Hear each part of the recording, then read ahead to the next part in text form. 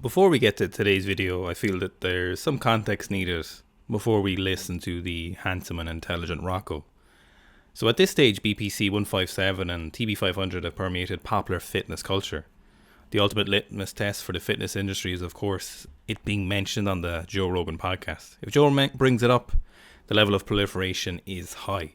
BPC stands for Body Protecting Compound, a synthetic derivative of a compound found in the human body.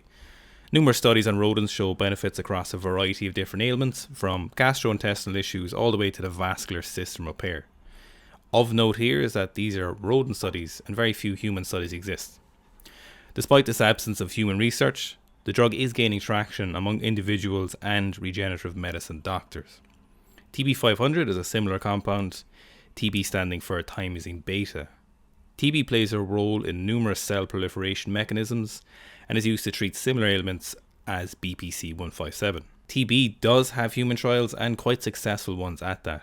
Both compounds have gained traction, in particular for their ability to heal sport-related injuries. Anecdotal evidence abounds, supported by tangential research. Now, the reason I'm mentioning this is that if I learned anything from the war on drugs, absence of information is not the way forward. Knowledge is power when used correctly and in the right context. However, and this is an important however, personal responsibility then plays a very important role. Like Spider-Man said, with great power comes great responsibility. Thus, with this knowledge, your personal responsibility increases. The decisions you make impact you to varying degrees, so watch and learn with care. Also remember, these are banned by WADA, and don't buy illegal drugs from criminals.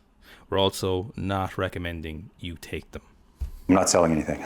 And I suppose a hot topic, and it's coming up a lot. Again, obviously you're not giving any recommendation to anything, but peptides have become big. You hear Joe Rogan talk about them. Yeah. BPC's won a lot, TB500. They're thrown out there a lot with people, and what are your thoughts, just as a general population of people? Look, TB500 with obviously you've never used them with anyone, but what's your thought? Yeah, what are you thinking? So it's not out of a movie that they call the Wolverine Protocol, right? Oh, I never heard of that. So TB500 with BPC-157. I was thinking about CJC-1295. Yeah. BPC-157 does miracles, right? Now, there's a bit of a thing there. Is it actual BPC? Okay. Is it actual TB500? Okay. But they do wonders. One is actually for the myotendinous part, the other is actually for the tendon. And you kind of mentioned before that they work quite well synergistically together, is it? Yes. Usually people say, if you have a muscle tear, you take TB500. If you have like a tendon tear, but I always, because if we don't open and see what's going on, I always say, let's take both, and we'll be fine. Is there any risk with those? Do you think you see any long-term side effects? Sometimes I've heard of one with BPC where it's kind of, people have like an emotional downturn or emotional deadening, something like that. What are your thoughts on all these? Do you think anyone even had BPC? Yes. Yeah.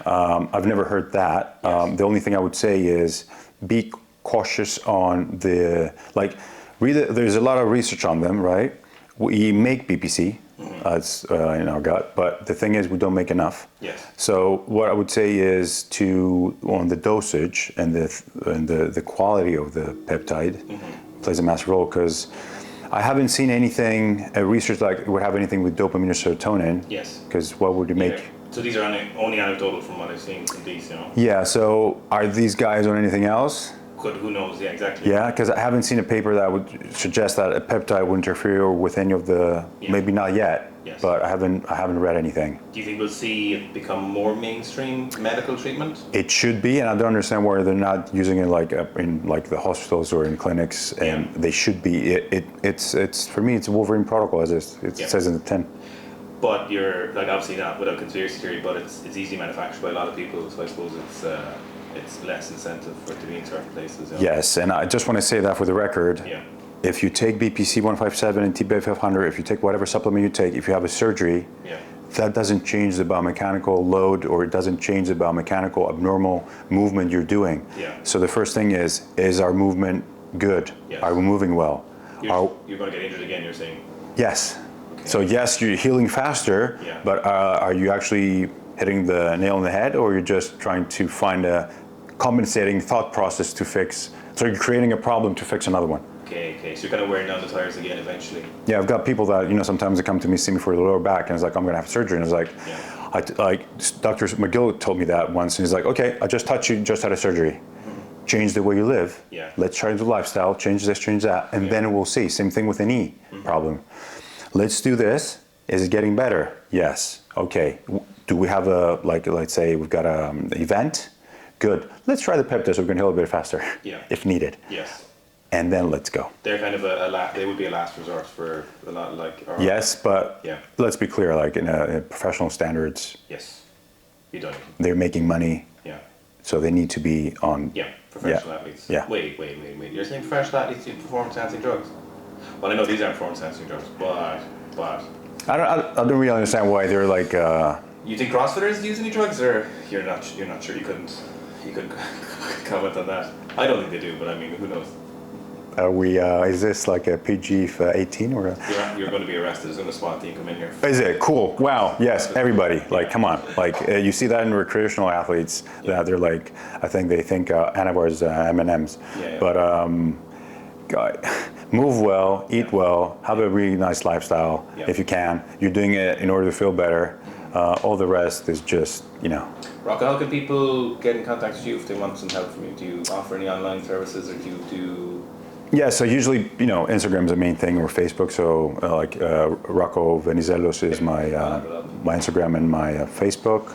My page is coming up, roccovenizelos.com. Okay, sweet. And yeah. Yeah. You don't care who you work with as long as someone's willing to put in the work, right?